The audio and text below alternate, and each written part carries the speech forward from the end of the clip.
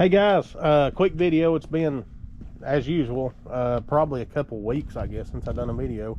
Had a lot going on, been working a lot. It's really kind of too much to get into, but anyway, here we are. This is Matilda. Most of y'all that's ever seen my channel, you've seen this car. This car had to go visit Tim Dixon, which is its current, or not current owner, I'm the current owner, one of its former owners. Tim actually built this car. Well, I say built, you know, the car's not, it's never really been completed. It's still kind of a work in progress, but Tim got it back up on its feet, got it back on the road, motor, transmission, lowered it, disc brakes on the front. He done a lot of work to this car. You can see here where the car's been cut, trying to clear that drive shaft and stuff. Some stuff kind of falling down from the headliner there. Anyway, I just got it back today, and it had a pretty bad spot of rust over here on the passenger side rocker, and I've got to kind of brag on Tim for just a minute. He done a jam up job. That was completely gone. Some rats had got in there and built nests and stuff down in this rocker, and I've really got to brag on him. That is a really good job. I mean, he done a hell of a job on that. And honestly, when I get a little bit of paint on that, you're not even going to be able to tell it's been fixed. So the car still has a little bit of rust. I know the floors are solid. Now you can tell how much lower this thing is since we've let the air out of the shocks. It was kind of jacked up in the back. It still rubs just a little bit, but it's got a really big drive shaft, so I've got to get a drive shaft built for it, and I think that's going to do me. Now the car still has, again, like I said, a little bit of rust. It's got a hole right here. We'll probably fix that later on. It's got a few little pinholes over the wheel. Right here's a spot where somebody tried to do some pretty amateur Bondo work, but a little bit of stuff back here, just some little pinholes, probably where the car was sitting down on the ground or something at some point in its life, back when it was neglected and kind of forgotten. The tailgate needs some work, as most of these cars do. You can see a little hole here. I say a little hole, it's about the size of a $50, but about the whole bottom when you drop that tailgate is gone. They hold water, kind of drips down under this window, gets down in there, and it just kind of sits. It's got a few little spots here on the bottom of this channel, probably where water's kind of dripped in here. Algae, mold, stuff like that over the years. Whenever, I'm sure this car at some point in its life has sat for a very long time. I don't know the backstory on this car. I wish I did. I wish I knew all of the history on it. The story means a lot to me, but I don't know a lot on it. All I know is Tim Dixon, he found it sitting behind a shop however many years ago. I'd say knocking on 20. I know he owned it a long time. The girl I bought it from, that bought it from him, owned it for a little while. So 15, 20 years ago, he found the car, and like I said, kind of put it back on its feet. New motor, new transmission. He lowered it. He put power disc brakes, the dual line power disc brakes and stuff on the front. Of course, this is kind of signature Tim Dixon stuff here. These amber headlights, which I love. I absolutely love that. That's a good look, and I've seen a lot of these cars with that. I guess that was something that was kind of big back in the 60s, 70s, whatever. But really cool. I love this car. I've really thought about selling it. Of course, I'm like anybody else. I could use the cash flow. I could sell this car and move that money around and buy some other things and make some money on those things. But I really do like this car, and to be honest with you, I sort of missed it when it wasn't here. It's been up Tim's for a few days. I've had Tim's Blazer, his blue and white 76 Blazer, I think it is. You've probably seen videos of it on Primary's Best channel. Just kind of trying to show y'all how low it was on this side. But anyway, like I said, the car still rubs just a little bit when you hit a big bump. Now, me and a friend of mine, he rode with me to get the car today. I don't know what he weighs, but I'd say we're knocking on 500 pounds between the two of us. He's a little bit bigger guy than me, but we're fairly similar. So anyway, I'd say we're knocking on 500 pounds, and the car kind of rubbed just a little bit when you hit bumps and stuff, when you turned it real hard, and it's rubbing on the drive shaft. And like I said, Tim told me the drive shaft, it's a truck drive shaft.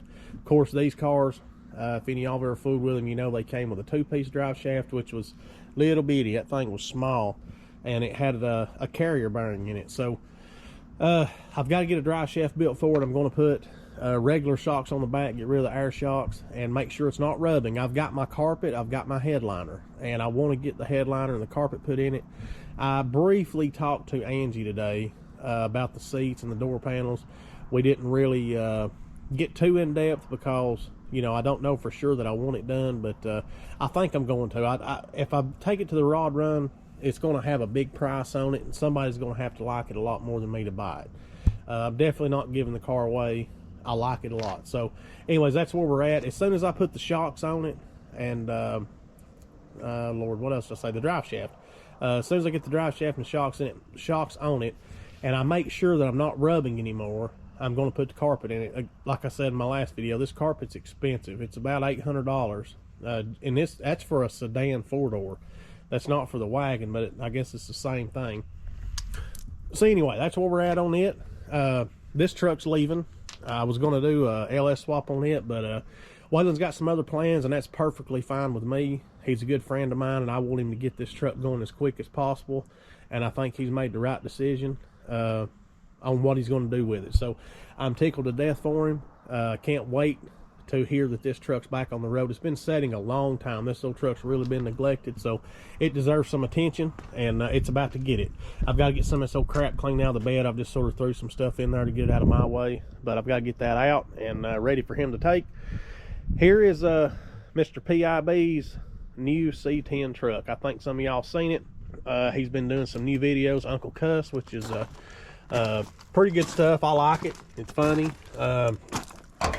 If y'all really knew Mr. PIB personally, you'd understand that's his personality. That's how he is all the time. He's just a super good guy, and funny, and him and Mrs. PIB, I've never seen two people that were made for each other. They are so much alike, and it's great. They're really good people. So anyways, this is their new truck, and I can't wait to see what they do with it. It's here primarily. It's got the brake light on in the dash. I think the brakes are working just fine, but just some odd and end things. The gauges ain't working. You can see the little thing off the shifter over there. I know what he wants, so we're just going to kind of attack this thing, kind of jump on it one day this week, give it a good once over. Of course, I've worked on this truck before, but it's been a while. I've slept since then, and there's been a lot of other trucks in and out of this shop that a lot of them y'all ain't seen, just like Tim's Blazer. I wished I could have done a video on it. That's a super cool old Blazer. And but anyway, I didn't have time. I've been kind of not under the weather. I've just had a lot of sinus issues and stuff. This old weather here in East Tennessee is just absolutely killing me. Like right now, you can see I'm in a short sleeve shirt. It's 61 or 2 degrees out here.